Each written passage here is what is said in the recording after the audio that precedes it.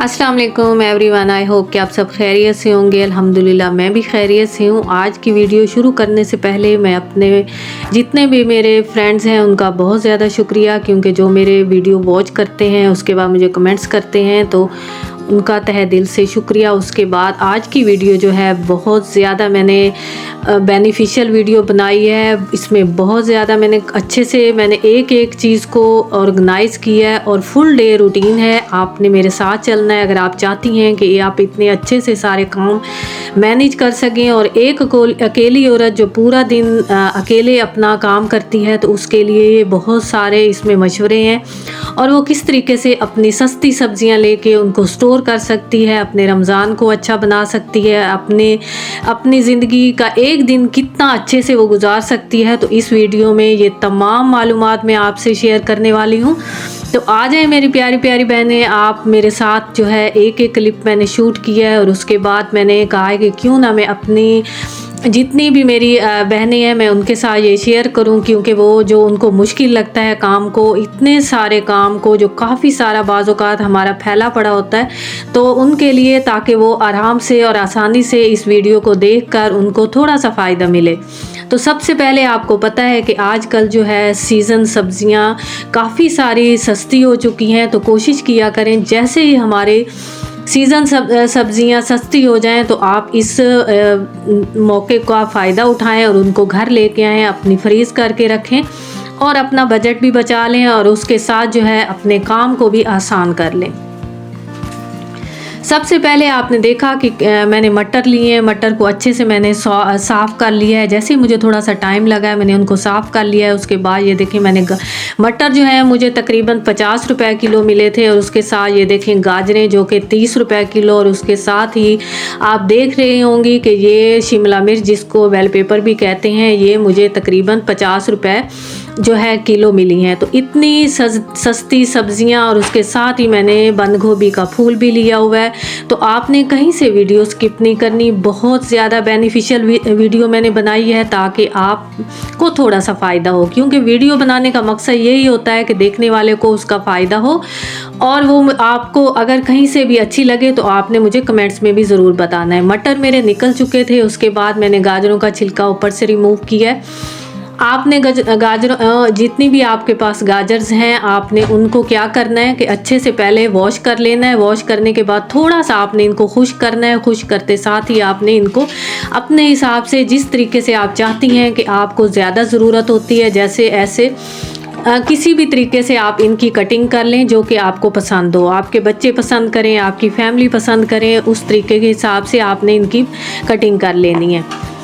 यहाँ पे मैं आपको बता दूँ कि आपकी थोड़ी सी मेहनत तो होगी, लेकिन ये है कि आपका बाकी का टाइम जो है आसान होने वाला है।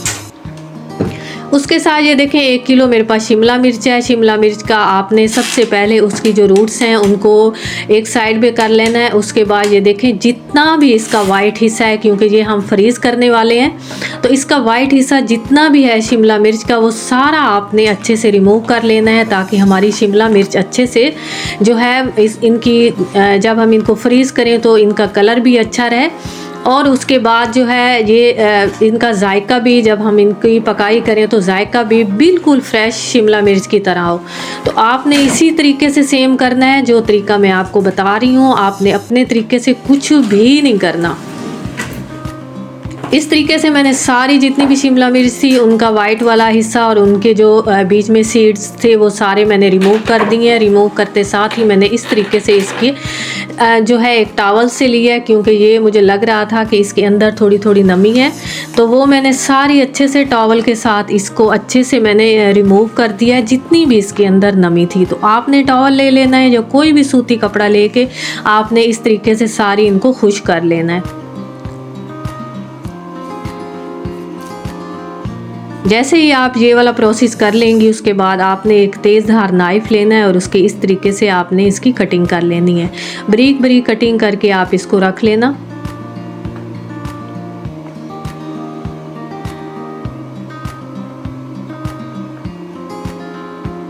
अब मेरे पास जितनी भी हैं मैं इनकी इस तरीके से कटिंग कर लूँगी। यहाँ पे थोड़ी सी हमें मुश्किल होगी, लेकिन ये है कि ये हमारा रमज़ान जो है बहुत ही अच्छा गुज़रने वाला है, क्योंकि इस तरह की प्रेपरेशन से, क्योंकि उस टाइम हमारे रोज़े होते हैं और रोज़ों में काम करना बहुत मुश्किल होता है। तो मेरी प्यारी बहनें, मैं आपसे यही रिकमेंड करूँगी कि आप अपने काम रोज़ों को आसान करना चाहती हैं और आप चाहती हैं कि आपकी इबादत बहुत अच्छी से हो, तो आप इस तरह की प्रेपरेशन पहले से करके रख लें। इस तरीके से मेरे पास बंद गोभी का जो है फूल था, वो उसको मैंने उसकी पहले से रूट्स जो हैं वो अलहदा कर लिया और उसके साथ मैंने इसके 4 पीसेस कर लेने हैं। सेम इसी तरीके से आपने पीसेस करने हैं। ऊपर से पहले आपने इसका छिलका रिमूव कर लेना है और उसके बाद आपने इस तरीके से बिल्कुल इसी तरीके से आपने रखना है। इसको उल्टा नहीं रखना है, ऐसे सीधा करके आपने इसकी सारी कटिंग कर लेनी है। इस तरीके से अगर आप कटिंग करेंगी तो ये आपके जितनी भी हैं स्लाइसेस बहुत अच्छे से बनेंगे और बराबर साइज़ में और बारीक बारीक सारी अच्छे से कटिंग हो जाएगी इस तरीके से।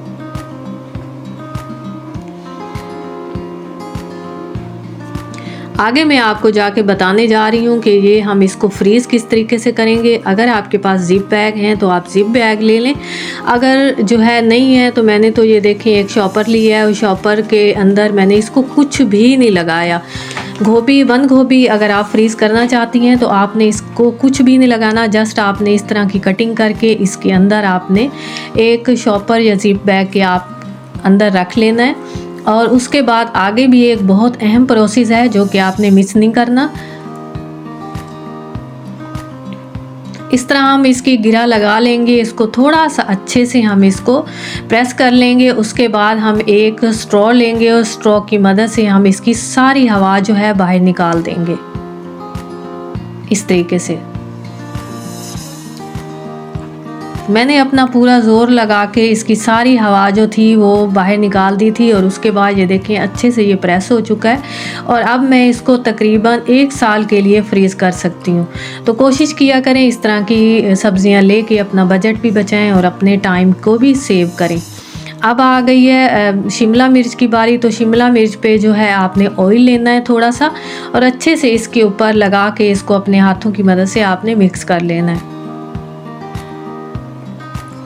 मिक्स करने के बाद आपने इसको थोड़ी देर के लिए आपने छोड़ देना है और उसके बाद सेम उसी तरीके से जैसे हमने बंद गोभी को चॉपर में डाल के एक स्ट्रॉ की मदद से उसकी हवा जो है निकाल दी थी, सेम उसी तरीके से ये जो है आपने इसको भी उसी तरीके से स्टोर करना है।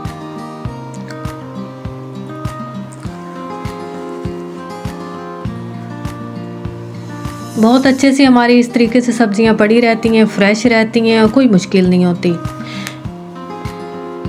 क्योंकि रमज़ान की इबादत के साथ साथ वहाँ जो है हमने कपड़ों की शॉपिंग करनी होती है। उसके अलावा काफ़ी सारे हमारे जो है काम होते हैं, क्योंकि रमज़ान का महीना काफ़ी बिज़ी होता है।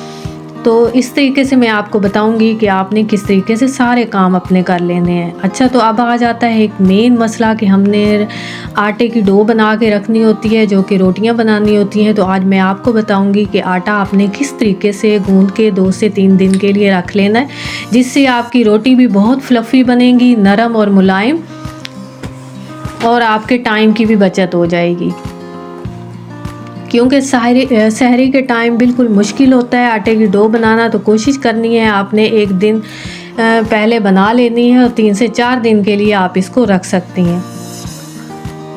सबसे पहले आपने नीम गर्म पानी करना है और इतना गर्म पानी नहीं करना कि हाथों को जब आप लगाएं तो वो आपको काफ़ी ज़्यादा गर्म लगे। नीम गर्म पानी आपने लेना है और उसके साथ ही इसमें थोड़ा सा आपने घी जो है 3 से 4 स्पून के बराबर वो आपने इसमें ऐड कर लेने हैं और उसके बाद इस तरीके से आपने सारा आटे की अच्छे सी डो बना लेनी है। ये गंदम का आटा है रोटी बनाने के लिए, तो आपने इसी तरीके से सेम बना के आपने रख लेना है।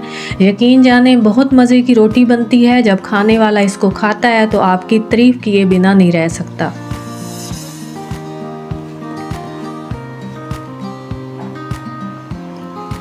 इस तरीके से मैं 3 से 4 दिन के लिए सारा आटा बना के रख लेती हूँ और उसके बाद मैं आसानी से सुबह सवेरे, बाज़ औक़ात हमें रमज़ान के अलावा भी बच्चों ने सुबह सुबह स्कूल जाना होता है, काफ़ी मुश्किल होती है, तो आप इस तरह आटा उठाएं और उसकी रोटियां बना के फटाफट आप जो है इनको सर्व कर लें। उसके साथ ही मेरे पास काफ़ी सारे ये देखिए अंडे आए हुए थे, देसी अंडे थे मेरे पास। तो इनको मैं आपको बताऊंगी कि आपने किस तरीके से इनको स्टोर करना है। सबसे पहले आपने इनको नरम हाथों से इनको वॉश कर लेना है, अच्छे से आपने वॉश करना है, क्योंकि इनके ऊपर काफ़ी डस्ट और मैल होता है। तो ऐसे ही आप अगर फ्रिज में रख देंगी तो वो काफ़ी जो है फ्रिज को बिल्कुल मैसी सा बना देंगी। तो कोशिश करें अपनी चीज़ों को वॉश करके अच्छे से ऑर्गेनाइज़ करके फ्रिज में रखा करें। अंडे जो है मेरे अच्छे से जो है अंदर मैंने इनको रिस्टोक करके रख लिया है। उसके बाद आज बहुत यमी सी रेसिपी बनाने जा रही हूँ, जो कि हर घर में हर किसी को पसंद होती है, चाहे बच्चे हैं, बड़े हैं, बुज़ुर्ग हैं। कोफ्ते, बीफ कोफ्ते बनाने जा रही हूँ। तो सबसे पहले मैंने तकरीबन हाफ़ केजी कीमा ले लिया है। उसके साथ मैंने इसमें एक दरमियाने साइज़ का प्याज, उसके साथ जिंजर गार्लिक का बिल्कुल फ्रेश मैंने पेस्ट ले लिया है। उसके साथ ही 2 स्पून मैंने इसमें सॉल्ट ऐड किया है, 1 स्पून मैंने इसमें चिली पाउडर, साथ में थोड़ा सा मैंने इसमें हल्दी पाउडर और थोड़ा सा मैंने इसमें 1 स्पून के बराबर मैंने गरम मसाला, और उसके साथ ही इसमें हस्बे जायका मैंने हरी मिर्चें इसमें ऐड कर ली हैं, क्योंकि हरी मिर्चें जो है इसका फ्लेवर बहुत मज़े का लगता है। तो इस तरीके से मैं इसको अच्छे से आप चॉप कर लूँगी, और चॉप करते साथ ही ये देखें मैंने इस तरीके से सारी जितने भी हैं इनके बॉल्स बना लिए हैं। आपने अपने हिसाब से देख लेना है कि आपको कितने बड़े साइज़ में या छोटे साइज़ में चाहें। आप मैंने इसका एक मिसाला सा बना लिया है, उसकी अच्छे से मैंने मिसाले की भुनाई की है। इसमें योगर्ट ऐड करके ये देखें अच्छे से पकाई हो जब हो गई है योगर्ट की और सारे मिसाला, मुझे लगा है कि ये अच्छे से कुक हो गया, तो मैंने इसमें जितने भी थे कोफ्ते वो मैंने ऐड कर लिए। अच्छा, तो मैं आपको बताना ये चाहती हूँ कि इस तरीके से अगर कोफ्ते आप बनाएंगी तो वो बिल्कुल टूटेंगे नहीं। मिसाले के अंदर ही आपने कीमे को अच्छे से चॉप करना है, चॉप करते साथ ही आपने इनके बॉल्स बना लेने हैं। तो यकीन जाने एक कोफ्ता भी नहीं टूटेगा, और बहुत ही नरम और फ्लफ़ी और अच्छे से इनकी पकाई भी हो जाती है। उसके बाद ये देखें मैंने अच्छे से सुबह से मैं काम पे लगी हुई होती हूँ। एक एक काम को मैनेज करना काफ़ी मुश्किल हो जाता है, किचन काफ़ी मैसी हो जाता है। तो मैं अब आगे जाके आपको बताऊँगी कि आपने किस तरीके से सारे किचन को नीट और क्लीन करना है। जैसे ही हमारा खाना बन रहा होता है, हमारी कोई रेसिपी बन रही होती है, हमने रोटियां बनानी है, तो आपको पता है कि साथ के साथ बर्तन भी काफ़ी ज़्यादा हो जाते हैं जिनको वॉश करना मुश्किल होता है।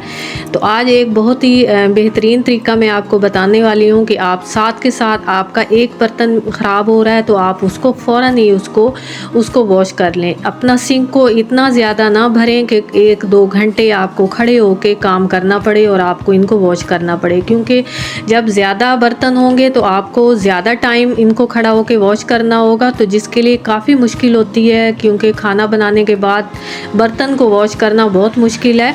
तो मैं आपसे यही कहूँगी कि आपने साथ के साथ फ़ौरन ही इनको वॉश कर लेना है, ताकि बाद में आप अपना ईज़ी से अपना खुद पे भी ध्यान दें, अपने बच्चों पे भी दें, और आपका किचन भी समेटा पड़ा हो। उसके साथ आप देख रही थी कि मैंने जितने भी मिसाले जो हैं उनको ग्राइंड किया है, उसके सारे जार मैंने अच्छे से वॉश करके उनको मैंने इस तरीके से रख दिया है। साथ मेरे बर्तन जैसे ही वॉश किए हैं मैंने उनको थोड़ी देर उनको खुश्क होने दिया, और उसके बाद मैंने सारा ये जो है उनको समेट लिया है। इस तरीके से ये मेरे काउंटर का नीचे वाला जो कैबिनेट है उसके अंदर मैंने सारे जार रखे हुए हैं। उससे नीचे वाला जो है उसमें मैंने सारे कंटेनर, और लास्ट वाले में मैं ग्रोसरी रखती हूँ, ताकि ये क्योंकि ये फ़ौरन सामने ही ये हमारे वाले कैबिनेट होते हैं, तो इनको आराम से हम खोल के अपनी चीज़ें इस्तेमाल कर सकते हैं। साथ देखिए मेरी कितनी मज़े की रेसिपी रेडी हो चुकी है। किचन भी मेरा नीट क्लीन हो चुका था, और जस्ट हमने अब इसको थोड़ी देर क्लीन करना था। अच्छा, तो अब आपने कहीं नहीं जाना, मेरे साथ रहना है। मैं आपको दिखाऊंगी कि मैं किस तरीके से अपनी वीडियो बनाती हूँ और उसको शूट करती हूँ एक एक क्लिप को। इस तरीके से मैं अपना ट्राइपॉड यहाँ पे रख लेती हूँ और आराम से मैं खड़े होकर यहाँ पे काम कर लेती हूँ, क्योंकि काफ़ी सारे फ्रेंड्स जो हैं मुझे बार बार ये कमेंट्स में कह रहे थे, रिक्वेस्ट कर रहे थे कि आप बताएं आप किस तरीके से वीडियो बनाती हैं। तो मैं इस तरीके से वीडियो बनाती हूँ।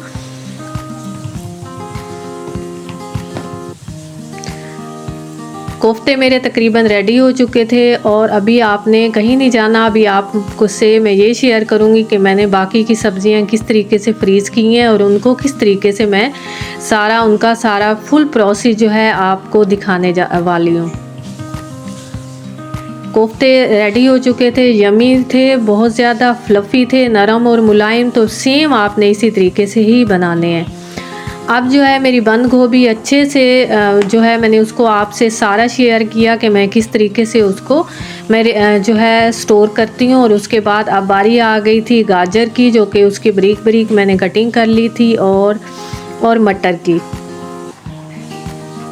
मटर जिस तरीके से और गाजरें और ये सारी सब्जियां जो मैं फ्रीज़ करती हूँ, इनका कलर बिल्कुल ख़राब नहीं होता। यहाँ सबसे पहले मैंने पानी लिया है, उसको अच्छे से बॉईल किया है। इसमें थोड़ा सा मैंने नमक ऐड किया है। नमक इसलिए हम इसमें ऐड करते हैं ताकि इसका कलर बहुत अच्छा रहे। और उसके साथ ही 1 स्पून मैंने इसमें शुगर ऐड किया है ताकि इसका फ्लेवर इसका फ्लेवर भी अच्छा रहे और इसका कलर भी अच्छा होना बहुत ज़रूरी है, जिसके लिए मैंने इसमें थोड़ी सी शुगर ऐड की है। जैसे ही पानी अच्छे से गर्म हो तो आपने इसमें जितनी भी आपकी गाजरें कटी हुई पड़ी हैं आपने इसमें ऐड कर लेनी है।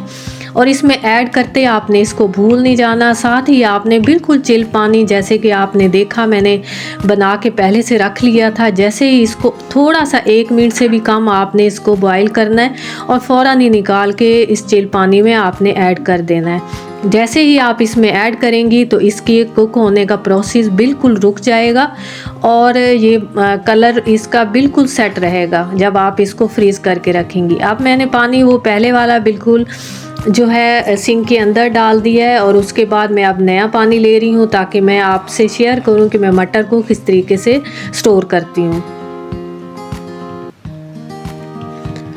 सीज़न की सब्ज़ियाँ अगर हम इस तरीके से स्टोर कर लें तो उसका जायका जो होता है, क्योंकि बाज़ औक़ात जब हम बाद में लेते हैं तो वो वाली सब्ज़ियाँ नहीं होती जो कि हम सीज़न में लेते हैं। तो इसलिए कोशिश किया करें इस तरह की सब्ज़ियाँ लें, अपना बजट भी बचाएं और इतनी मज़े की रेसिपी भी रेडी करें। उसके साथ ये देखें मैंने एक टॉवल ले लिया है, बिल्कुल खुश्क टॉवल है। जैसे ही आप ठंडे पानी से इनको निकालेंगी तो आपने इनके ऊपर इनको थोड़ी देर के लिए डाल के फैला के रख देना है।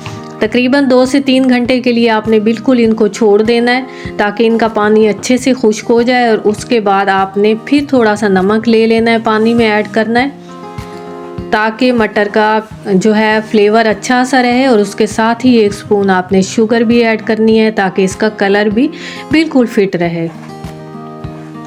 आजकल मैंने देखा कि मार्केट में जो है काफ़ी सारी मटर की रेसिपी, मटर को स्टोर करने के तरीके बताए जा रहे हैं, लेकिन यकीन जानें जो मैं तरीका आपको बता रही हूँ ये मैं सालों से मैं कर रही हूँ और बहुत ही मज़े की मेरे ये मटर जब इनको उठाती हूँ, डीप रोस्ट करना भी इन्हें बिल्कुल ज़रूरी नहीं होता, जस्ट आप इन्हें उठाएं और अपनी झटपट अपनी रेसिपी रेडी कर लें।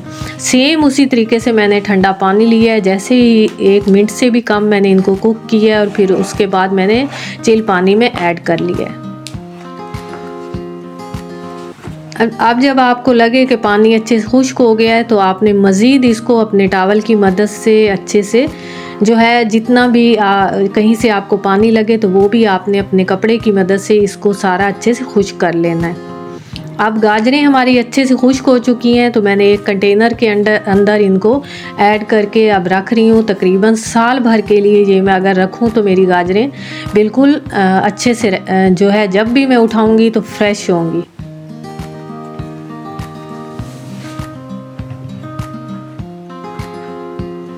मटर को भी सेम मैं उसी तरीके से कर लूँगी।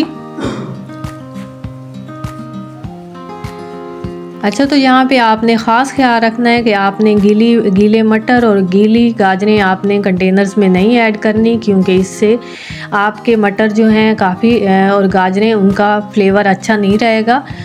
तो अगर आपने ज़्यादा दिन के लिए स्टोर करना है तो इनको बिल्कुल जो है खुश्क करके इनका पानी अच्छे से जब आपको लगे कि खुश्क हो चुका है तो तब आपने किसी कंटेनर में ज़िप बैग में ऐड करके रख लेना है। उम्मीद है कि आज की वीडियो आपको अच्छी लगी होगी, क्योंकि काफ़ी मेहनत के बाद जो है मैं ये आपके लिए लेके आई हूँ ताकि आपको इसका फ़ायदा भी हो देखने वाले को। इसके साथ ही बहुत सारी दुआओं के साथ मुझे इजाज़त दें। टेक केयर, अल्लाह हाफिज़।